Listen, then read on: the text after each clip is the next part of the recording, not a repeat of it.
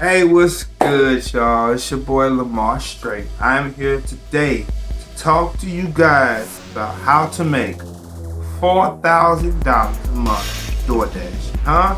Tune in right now. Okay, we're gonna be this little commercial thing, like some like a theme or something, but I can't afford that right now. anyway. Anyway, so we're going to discuss how to make $4,000 a month DoorDash. Okay, I'm going to give you tools, I'm going to give you keys, I'm going to give you knowledge. First thing we're going to discuss, because I'm going to go straight to it, because it's just going to be straight organic, okay? Organic, okay? It's going to be very organic. I'm going to go straight through it. I didn't know nothing. It's not premeditated, nothing. It's straight through. So we're going to start with the first word of the day that all DoorDashers need to have in their repertoire, and that is called being familiar. Okay? Familiar. Okay? Familiar. Remember that word, okay? Because all Dashers need to be familiar with the restaurants and locations as well as neighborhoods. Okay, again, restaurants, locations, and neighborhoods. When I say restaurants, I need to make sure on my end as a Dasher that I know the restaurants that are DoorDashing at a high frequency level. Okay? Locations. The location that you're in, whether you're in a small box on your DoorDash on the perimeter or you're in a bigger box, you need to be familiar with the whole location, okay? And you need to be familiar with the neighborhoods, right? Because if you don't understand the neighborhoods, it'll make it way more harder for you to get that order out and get to the next one, okay?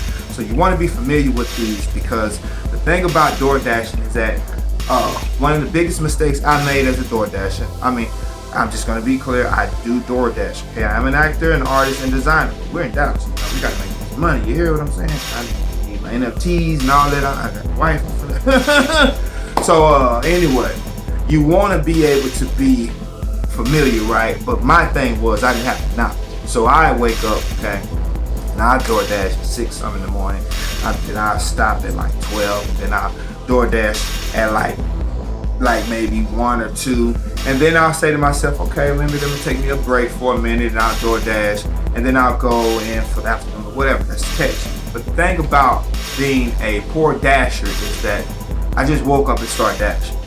I didn't have the method, I didn't have the blueprint, I didn't have the knowledge of what I needed to do and where I needed to go. I just got up and said, okay, I'm gonna go to this red box, this red block that says it's busy, and I'm gonna go. And I'm gonna go to this area and I'm gonna just wait. You're not supposed to wait. Okay? You're not supposed to wait. Why? Because you can schedule, and you also can have your own schedule. Schedule DoorDash, you can have your own schedule, knowing the time frame. Okay, you got the morning, you got the lunch rush, you got the get off work, pick the kids up rush, and you got the finally sitting in the house rush. You got 4 rushes, okay? 4 rushes can get you 50, 50, 50, 50. 50, 50, 50, 50. Okay? You only need 5 days to do that.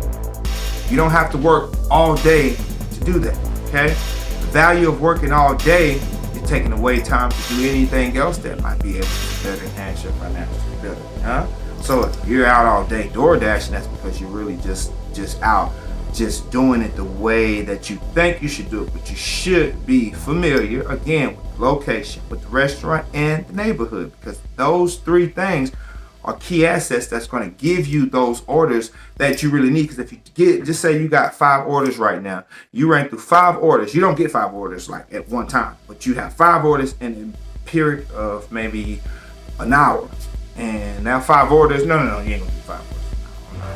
5 orders within 2 hours, and you're like at $40 when you tested the time of being in the right neighborhood, time, location, and the type of the neighborhood the time of the restaurant, get in the restaurant, because you can go into a restaurant, right, and you'll be waiting for almost 10 minutes for a smaller order, versus if you're in the right neighborhood at those right neighborhood restaurants, at the right one, you'll find a better opportunity to get bigger orders, bigger tips, quicker drop-offs, right to the next one. Get what I'm saying? You'll be able to go to the next one. You'll knock out 10 orders and you already at 50 before 6 o'clock. By the end of the night, you might just knock out 5 more in that same neighborhood. You go to those same restaurants, you stay in that same radius, and bam, you have it. So 50, 50, 50, 50. four 50s in a day at 4 different times will get you that $200. And then by the end of that 5-day, or you can work 7, you'll be at 1,000 easily. But the value of also being a better dasher also comes with having tools.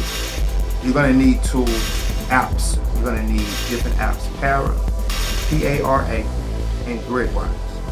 Those 2 different apps are very needed because Para shows you the hidden tips that you get before you even get the order, before you even drop it off. It shows you the hidden tips to value whether or not you should take that route, because you could be in the wrong side of town and you take the wrong order and you spend almost 30-40 minutes on this order. You couldn't get in the gauge, you couldn't reach the customer, traffic or whatever, and you spend almost 30-40 minutes on an order because you picked it up and all this stuff. So you got to look at the value of all that. So Para helps you with that. Para says, okay, well, you can go to this Chick-fil-A, shout out to Chick-fil-A, you go to pick up the Chick-fil-A for this order right here, $6. But with the Para app, it's going to show you that. Plus the 6, with the 6, you're going to get maybe another $3 or $4, which is going to give you a better insight of what you get. It's going to make you more encouraged to go out and get that order. Boom, go to.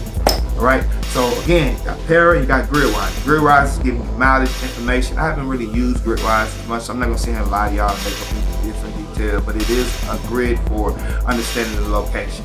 My understanding of DoorDashing is giving it a real honest stab at being okay, this is a job.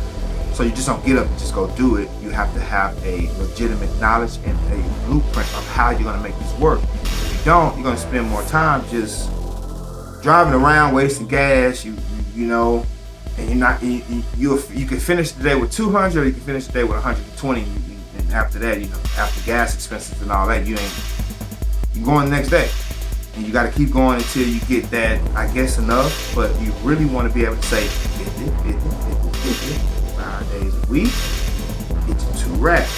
You take out the gas and all, get you 1,000, 1,000 a week. 1,000 a week, 4,000 a month. Super easy. Another thing, DashMart. I love DashMart. I love it when they give out the free food and all that, but it is probably not the best opportunity in certain areas. And when I say that, I mean DashMart.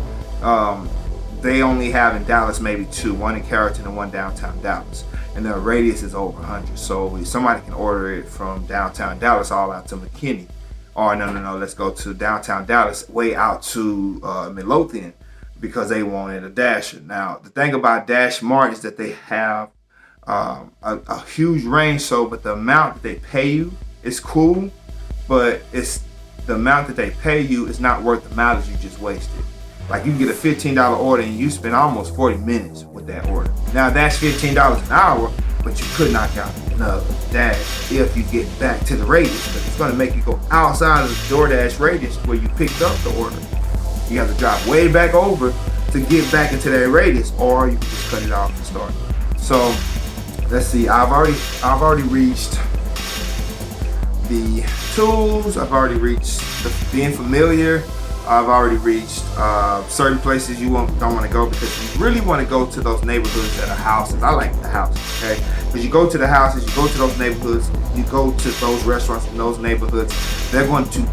You got people at $500,000 homes that's in those neighborhoods. They're going to get the food in that area. They're going to have the families, the kids. So they're getting a big order. They're getting family orders. So you want to go to those neighborhoods, because those neighborhoods, you can knock out 5 of those joints and you already at field 50. You already at field 15. I've seen it happen. You have the opportunity, but it's about being in the right location. That is the best formula I can tell you. Don't just go DoorDash in the urban areas. I'm sorry, they're not gonna tell you. Don't go, or don't, I mean, you can if you want to. If you want to run around town and the neighborhoods, that's cool. But find out the best areas in your neighborhood that has the high top quality. You're talking about high top quality food, and you're talking about to $300,000 to $500,000 real estate in that neighborhood. You're gonna get those orders. You're gonna get those orders versus just getting up from wherever you stay and just cutting it on and just going, because you're half-assed. Excuse my French. You don't want to do that. You want to be able to say, you know what, let me wake up and let me do this order this way. Let me do it in this order. So That's the best way I can tell you on how to DoorDash. If you want to make $4,000 a month DoorDashing, that's the best solution I can give you. Understanding your neighborhood, understanding your location, and understanding your restaurants. Those are the 3 key elements to being a superb dasher and how you can literally make 4 racks a month. Also, customer service. Now, very simple. You get the food, you drop it off. Don't touch nothing in that bag. Leave the food alone. Put it in the seat in the red bag like it's supposed to be. Okay? Do not touch nothing in nobody's food, because knock who's their karma. Okay? Not want to mess with nobody's food, because it's just simple. Just go pick the food up, drop it off. Okay? And also with the customer service, you have to also be very understanding and to communicate. You should be able to communicate with that customer. Let them know that their order's outside. Take a picture, say, hey, just dropped your order off and it's ready for you. You have an awesome day, enjoy. You don't know how far that'll go with somebody. That will take you far. You will have customer service stars all day long, and guess what? That gives you more orders. You get people giving you more tips. I've had people give me plenty of times $20, $10, $5 cash after they tip me. Like, I think the biggest tip I've gotten DoorDash, and I've DoorDashed for over 4 years now. I think the biggest tip I've gotten was about $30. And that was $30 and food. You know what I'm saying? And the distance was small. So it wasn't like $30 and you driving for 40 minutes. It was like, somebody was just being, they were spreading out the good love, I guess. I don't know. So, and 2, customer service also means do as others you want them to do to you. Don't go drop the bag and throw the bag off on the floor and just run off. Sit lay down plain and nice. It might be a burger there. You might slide the tomatoes off just because you don't want to handle it with care. Handle the food with care as if you were dropping it off to your grandmother's house. That's the best advice I can give you. Handle that food like you're dropping it off to your grandmother's house. She's staying in some fancy senior citizen home and she wants you to bring her something to eat. So every time you drop it off, hand it off like you're handing it off to a family member, okay? Another thing that I want to discuss is best times, okay? We've seen the rush hour in the morning, we've seen the lunch rush hour, we've seen the after work, I get off work and I'm gonna pick up the kids and I'm gonna sit at the house for a minute, and then you got the I'm finally in the house and I'm settled in type of people. And you got the late night people. I'm high, I'm drunk, I need to give me something to eat, I don't want to leave the house. I'm gonna buy this food off Dash. I need somebody to pick it up. I might fall asleep. But cause sometimes that happens, you hear what I'm saying? Because I didn't sit outside plenty of times, ate somebody's I didn't eat somebody's food because they didn't fell asleep. The Dash was like, you want to dispose of it? I said, yes I do. Right in my stomach, you hear what I'm saying? Right in my damn stomach. So you want to be able to understand the best times, because the best times to me will be understanding the best times in your area and knowing where these people are when they're in their areas and getting off. Like I said, you got the morning rush, donuts, everybody. Starbucks and all that. You got the people that's picking up supplies from Walgreens and all that. Then you got the lunch rush, people that don't want to do their job. That's a good thing, but you also got to understand again, hood, education, and the restaurant. Because you go pick up a whole 30 order from somebody downtown who ain't tipping you because you're not using the apparel. And then you end up going downtown, which is a terrible place to go, but it is also a good place. You just need to understand how to maneuver and know the knowledge of understanding the places. Because if you don't go with the app and say, okay, I'm finna go to Twin Peaks. But you go to Twin Peaks and the house is maybe 6 minutes away. If you know the knowledge of that neighborhood, and you know the knowledge, it's 9 times out of 10 you DoorDashing in an area. So if you understand that neighborhood, you zoom that thing out, right? Just zoom it out, right? Just zoom it out and look at where you're going, look at what you're picking up, and look at what neighborhood, what street, and all that, because you don't always have to go with the app of GPS. Sometimes the GPS have you making a whole U-turn for no reason, but you can just make a quick left on the street.